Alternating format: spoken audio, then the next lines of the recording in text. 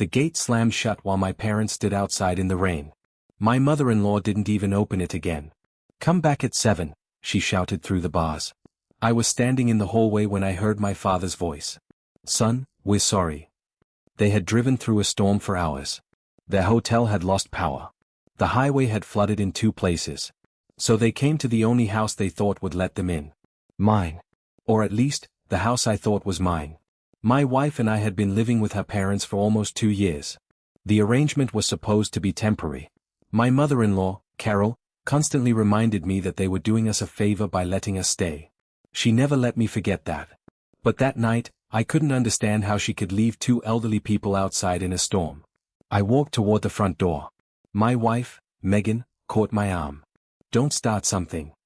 Those are my parents." "I know. They're outside." "I know." I looked at her. She wouldn't meet my eyes. That bothered me more than Carol shouting. I went upstairs, changed clothes, and waited. At 6:50, I couldn't take it anymore. I opened the front door. The rain had stopped. The driveway was empty. I walked toward the gate. Then I saw them. My mother was sitting on the wet pavement with her coat wrapped around her shoulders. My father was beside her, leaning against their car. They had spent the entire night outside. I stood there staring at them. And something inside me finally became very quiet. I didn't yell. I didn't argue. I simply helped them into my car. Then I made one phone call. By breakfast, I had learned something about that house that was going to change everything. I drove my parents to a nearby hotel. My mother kept saying she was fine. She wasn't.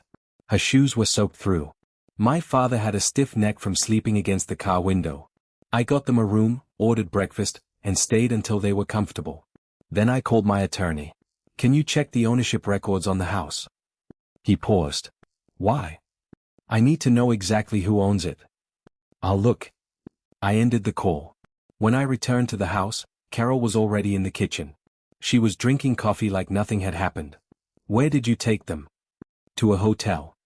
She shrugged. "They should have come at 7. I looked at her. "They're my parents. They're not my responsibility." I didn't argue. Instead, I asked, "Whose responsibility is this house?" She stared at me. "What kind of question is that?" "A simple one." She put down her coffee. "My husband and I own it." I nodded. Then I walked upstairs. Megan followed me. "What are you doing?" "Checking something." She looked nervous. "Dad, please don't make this worse." "I'm not." I went into the small office where her father kept the household paperwork. The filing cabinet was locked. I didn't touch it. I didn't need to. My attorney called 20 minutes later. "Your name is on the deed." I stopped walking. "What?" "You bought the property 6 years ago." I remembered. Before my marriage, I had purchased the house with an inheritance from my grandfather. After Megan and I married, I allowed her parents to move in temporarily while their home was being renovated. Somehow, over the years, the story had changed. They began calling it their house. Megan stopped correcting them. And I stopped fighting about it. My attorney continued. "There's no transfer of ownership." I looked toward the kitchen. Carol was laughing at something on television. She had just thrown my parents outside. At 7 in the morning. On a property that legally belonged to me. For the first time, I wondered what else they had decided belonged to them. I didn't tell Carol what I'd learned. Not yet. I went back to the hotel instead. My father was awake when I entered. He looked embarrassed. "You shouldn't have to put us in a hotel. You didn't put yourselves here." He looked at my mother. She was asleep. Then he lowered his voice. "Son, there's something you should know." I sat down. "What?" He told me my mother-in-law had called him 2 months earlier. She had warned him not to visit without asking permission. He thought she was joking. Then my father said something that bothered me. "She told me you didn't own the house anymore." I stared at him. "What?" "She said you transferred it to your wife." I felt my jaw tighten. I asked whether he had told her that wasn't possible. He said he didn't know. Neither did I. But now I wanted to know exactly what had happened. I called my attorney again. "Check whether anyone has filed anything against the property." He said he'd investigate. While I waited, my wife called. "Where are you?" "With my parents." "Are they okay?" "Yes." She sighed. "Mom is upset." I almost laughed. She should be. She says you embarrassed her. I looked through the hotel window. My parents spent the night outside. I know. Then why are you worried about her feelings? Megan didn't answer. That silence told me more than an argument could. I asked her one question. Did you know Mom believed she owned this house? Another pause. Then. She said Dad was going to put it in my name. I closed my eyes. Did he? I don't know. Have you ever seen a deed? No. I thanked her and ended the call. My attorney called less than an hour later. He had found something. A document had been filed with the county. Not a deed. A power of attorney. My wife had signed it. And someone had used it to make changes to the property records. I stared at the document on my phone. The signature looked like Megan's. But the date was impossible. She had been out of the country that week. Someone had signed on her behalf. My attorney told me not to confront anyone yet. He wanted the original filing. I agreed. That afternoon, he obtained a certified copy from the county. The document was worse than I expected. Someone had attempted to transfer the house into a family trust controlled by my father-in-law. The transfer hadn't been completed. But the paperwork had been submitted. And Megan's name was attached to it. I called her. She answered on the second ring. Dad, what's happening? I asked her if she had signed anything giving her father authority over the house. No. Did you give him power of attorney? She hesitated. Mom said it was for some tax paperwork. I looked at the document. It wasn't. She went quiet. I sent her a copy. A minute passed. Then she said, I didn't know. I believed her. But I also realized something. My wife had stopped asking questions because asking questions meant confronting her parents. That had allowed them to make decisions that affected all of us. I asked her where her father was. At home. Does he know I'm checking the property records? I don't know. Ask him. She called me back 10 minutes later. He says you're overreacting. I almost smiled. That was exactly what I expected. My attorney then discovered another filing. A mortgage application had been submitted using the property as security. The loan wasn't approved.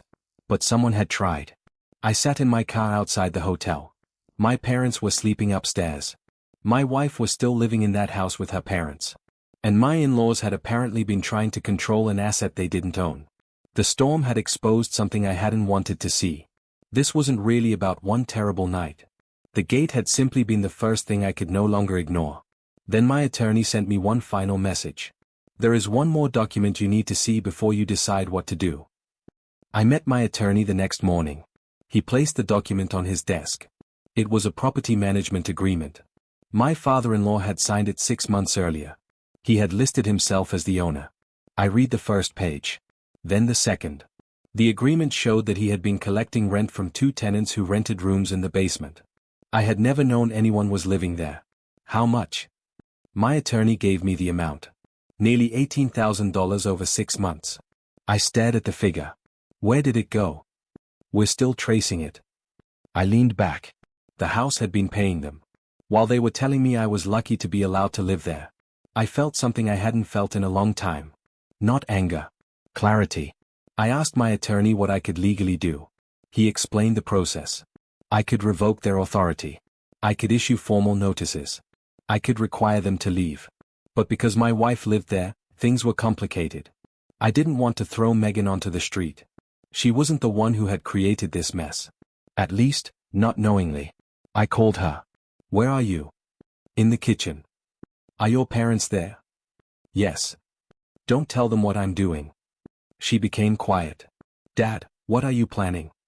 I'm protecting the house. She whispered, Mom is going to lose it. I know. Then I told her what we'd discovered. The attempted transfer. The mortgage application. The rental income. She didn't speak for almost a minute. Finally she said, I didn't know any of this. I believe you. But what happens now? I looked at the papers. Your parents have to leave.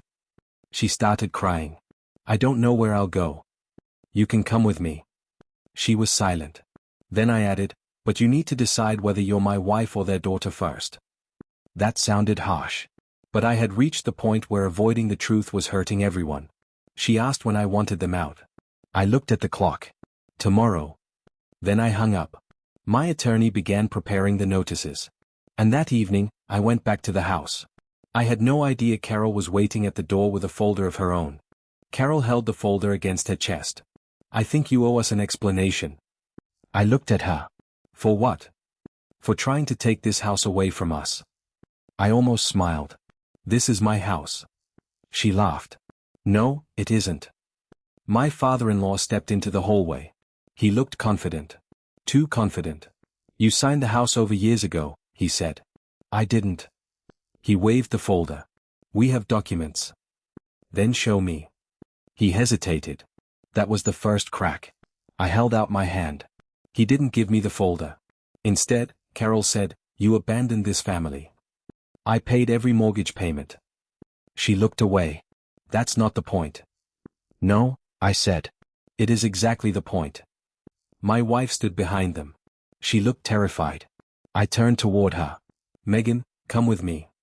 Carol stepped in front of her. "She isn't going anywhere." I looked at Carol. "You don't get to decide that." Then my attorney arrived.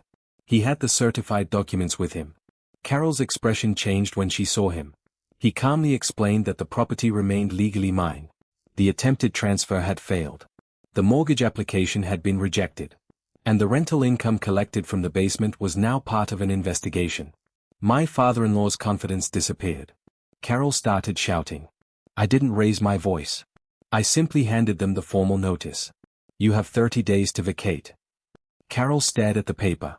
"You're throwing us out." "No." I paused. "You chose to make this house yours without permission." Then I looked at Megan. "You're welcome to stay with me while you decide what you want." My father-in-law stepped forward. "You'll regret this." I looked at him. I already regretted staying quiet. He had nothing to say. Megan picked up her suitcase. She walked past her mother. Carol grabbed her arm. Megan pulled away. "Mom, stop." That was the first time I had ever heard my wife say it. Not quietly. Not apologetically. Just, "Stop." And for the first time, Carol looked afraid. Megan left with me that night. We didn't talk much during the drive. She kept looking out the window. Finally, she said, "I should have protected you." I kept my eyes on the road. "You should have protected us." She nodded. That was fair. The next morning, my attorney met us at the house. The formal notices were served. My father-in-law refused to sign them. That didn't matter. The process continued. Then the county investigator contacted us. They had questions about the rental income and the attempted property transfer. Megan agreed to cooperate. She provided the messages her mother had sent her about the supposed tax paperwork. Those messages mattered. They showed that Megan had never knowingly authorized the transfer. They also showed that Carol had been telling relatives the house already belonged to the family. That explained why nobody had questioned her behavior. They thought she had authority. She didn't. The basement tenants were contacted.